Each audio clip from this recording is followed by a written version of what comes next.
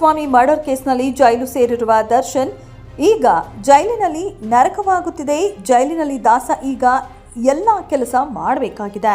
ವಿಚಾರಣಾಧೀನ ಖೈದಿಯಾಗಿದ್ದರೂ ದರ್ಶನ್ಗೆ ಜೈಲಿನಲ್ಲಿ ಇತರ ಖೈದಿಗಳಂತೆ ಕಠಿಣ ನಿಯಮ ಜಾರಿ ಮಾಡಲಾಗಿದೆ. ಹೊಸದಾಗಿ ಜೈಲು ಸೂಪರಿಂಟೆಂಡೆಂಟ್ ಆಗಿ ನೇಮಕವಾಗಿರುವ IPS ಅಂಚು ಕುಮಾರ್ ಜೈಲಿನಲ್ಲಿ ಕಠಿಣ ನಿಯಮಗಳನ್ನು ಜಾರಿಗೆ ತಂದಿದ್ದಾರೆ. ಹೀಗಾಗಿ ಈಗ VIP ಎಂಬ ಕಾರಣಕ್ಕೆ ದರ್ಶನ್ಗೆ ಸ್ಪೆಷಲ್ ಟ್ರೀಟ್ಮೆಂಟ್ ಇಲ್ಲ. ಇಷ್ಟು ದಿನ ಬ್ಯಾರಕ್ನಲ್ಲಿ ದರ್ಶನ್ಗೆ ಊಟ ಬರ್ತಿತ್ತು. ಆದರೆ ಈಗ ದರ್ಶನ್ ಕೂಡ ಇತರೆ ಖೈದಿಗಳಂತೆ ಸರತಿ ಸಾಲಿನಲ್ಲಿ ನಿಂತು ಊಟ ಪಡೆಯಬೇಕಾಗಿದೆ. ಊಟ ಮುಗಿಸಿ ಬ್ಯಾರಕ್ಗೆ ಹೋಗಬೇಕು. ಎಷ್ಟು ದಿನ ವಾಕಿಂಗ್ಗೆ ಅವಕಾಶವಿತ್ತು, ಅದನ್ನು ಕೂಡ ಕಡಿತಗೊಳಿಸಲಾಗಿದೆ.